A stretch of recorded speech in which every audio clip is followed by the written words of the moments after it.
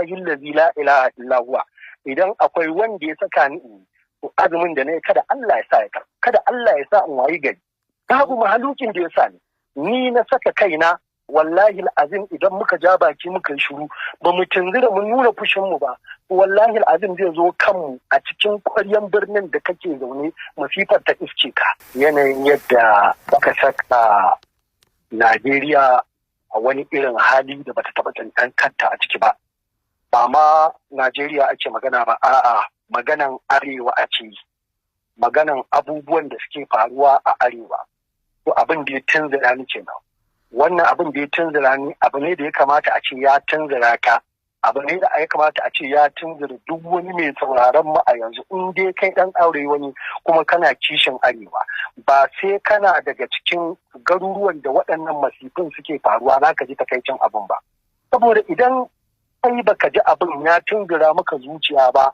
kai da kake zaune a tsakiyar ƙwaryar Kano ko kuma a'a kai da kake zaune a tsakiyar ƙwaryar Kaduna ko kuma a'a kai da kake zaune a cikin ƙwaryar tsakiyar birnin Katsina ko Sokoto ko Zamfara ko Kebbi.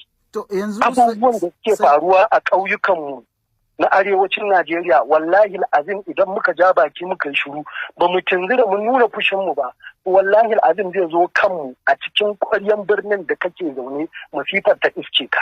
Yanzu Sadiq Sani da ba wai ni kadai ya kamata a ce ya tunzura ba duk mutumin da yake da kishin arewa ya kamata a ce abin nan da yake faruwa ya mishi zafi ya tunzura. Ba zan yi kwatance da wasu ba, amma ni in person, ni Sadiq Sani Sadiq, ban taɓa aikata irin wannan abin ba. Ko wannan bara gurbin gwamnatin da na tallata ta a baya, na tallata ta ne saboda wasu dalilai, saboda a tunaninmu an yaudare mu da cewa wannan mutumin shi ya transforming Lagos, shi ya sauya Lagos, ya kawo mata ci gaba. Sai yake tunanin, to wannan idan ya samu dama, ai zai iya kawo waɗannan ci gaban a Najeriya gaba ɗaya. Ba mu sani ba, ashe yana da wani gilli a cikin zuciyar shi da shi kaɗai ya san menene ya ƙuduri niyya a cikin zuciyar shi. To shi ya sa muke farkon bidiyo na an karba haka na ce astaghfirullah na nemi gafara a gurin ubangiji saboda na san cewa na aikata laifi na ba da gudunmawa wajen tallata wannan gurɓatacciyar gwamnati. To wani cikin gwamnati za a janyo ni dan siyasa ne ba dan siyasa bane ni ba na bukatan ka bani wani aiki ni dan fim ne da fim aka san ni harkan fim aka hana ni aka kore ni ba harkan fim aka kore ni ba a siyasan ni ina tallata dan takara haka ne aiki na ne tallatawa ba dan takara kaɗai ba kowane irin product ka kawo min mai kyau da mara kyau in ka kawo min tallata na duba na ga fahimta ta yi daidai ilimi na yi daidai da in tallata zan iya tallatawa so babu zancen wai ba a dama da ni a wannan gwamnatin ba na bukatar wani ofis ba dan siyasa ba ne ni fim na iya fim nake yi kuma fim din nan ina alhamdulillah ina alfahari da shi ina samun duk wani abin da ya dace in samu a cikin fim ba sai na je na durkusa na yi karamin murya a ofis ɗin wani ba ba sai na zo na tallata wannan gurɓatacciyar gwamnatin ba yanzu so kake in karɓo tallan APC ko kuma tallan Tinubu a ka gane tallan APC ba ina yin tallan APC wani mutum daban a fahimta ba wai tallata jam'iyya zan yi ba zan iya tallata wani dan takarar da na yarda da nagartan shi amma dai wannan gwamnatin ta Tinubu wallahi ba na tsaunanta kuma na yi nadaman tallata ta da na yi a baya. Malam Usman ka gane wannan maganar da nake yi ba magana nake ta APC ko PDP ko ADC ko wata jam'iyya ko SDP ko wata jam'iyya ba a'a magana nake yi akan arewa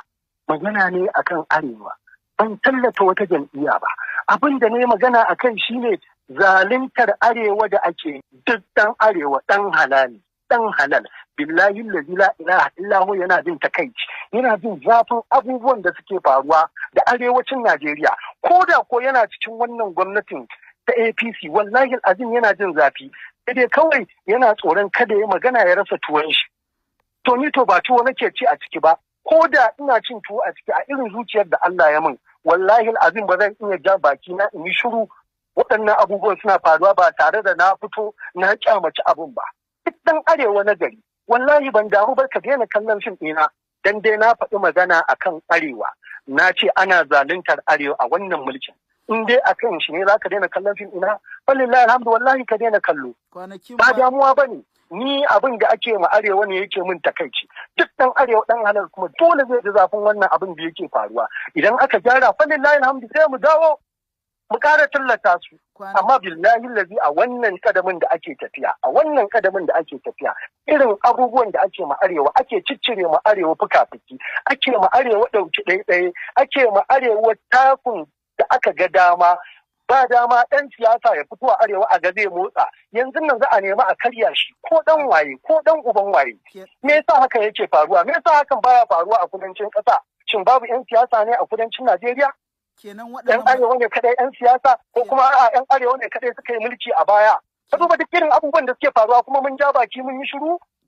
Wallahi azim a wannan tafiyan da muka ɗauko ta wannan gwagwarmaya, wallahi azim duk abin da zai same mu sai dai ya same mu, amma insha Allah ba za mu ja baki mu yi shiru a ci gaba da taka arewa muna ji muna gani ba. Allah ya ba mu dabar da za mu fito mu yi magana kuma mutane su saurara. Wallahi za mu ci gaba da magana insha Allah sai mun ga an gyara da yardan ubangiji. Idan an gyara arewa ta samu zama lafiya, mu kai zaman lafiya kawai ma mu a samu zaman lafiya arewa, kada a yi aikin komai, kada a kawo mana wani ci gaba na komai, kawai mu samu zaman lafiya arewa. Wallahi fa lillahi alhamdu mu mun gode, addu'ar mu kenan kullum. Idan mutane suka yi wannan tunanin ganin daman su ne, bakin su ne suna da dama su faɗa haka, amma ni dai abin da na sani shine babu mahalukin da ya saka ni wannan aikin da na fara. Billahi allazi la ilaha illa huwa.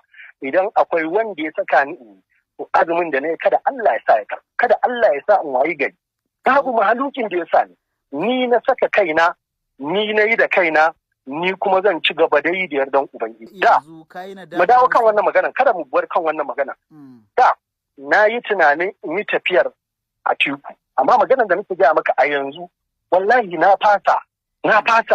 Sai na ga wanda ɗan takarar da hankali na kwanta da shi, na yarda cewa zai yi wa Najeriya abin da ya dace. Kowane ɗan takara ne in na gaya mun, kowane ne shi, wataƙila ta iya yiwa ko a teku ko shi wannan idan ya gyara, ko wani ɗan takarar idan na gaya min na yarda da ingancin shi, ina iya tallata shi. Aiki na ne. Ai da saura wannan somin taɓi ne wannan. Ai wannan gwagwarmayar da muka fara bakin rai bakin fama Malam Usman. Yanzu aka fara, insha Allah kuma sakon zai isa, yana kan isa ma kuma insha Allah kuma za mu ci gaba da yi kamar yadda muka fara sai inda ƙarfin mu ya ƙare insha Allah.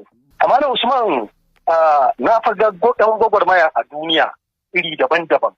Duk ɗan gwagwarmayar da na gani a duniya wanda nake kallon shi, babu wanda ya taɓa yin gwagwarmaya cikin kwanciyar hankali. Ya sha ɗauri, wasu sun sha ɗauri, wasu sun sha duka, wasu an kashe su ma ba sa doron duniyar. Amma sun bar ligasi mai kyau a duniya, sun bar tarihi mai kyau. ‘Ya'yansu suna alfahari da su, ‘yan uwansu suna alfahari da su. A yau Afirka tana alfahari da su. Saboda haka wallahi ban damu ba, duk abin da ya same ni Allah ya ga zuciya na, Allah ya san dalilin da yasa nake wannan gwagwarmayar. Wallahi bana nadamar duk abin da zai same ni akan wannan hanya. Insha Allah in dai dan Allah nake, Allah zai kare ni. Na gode.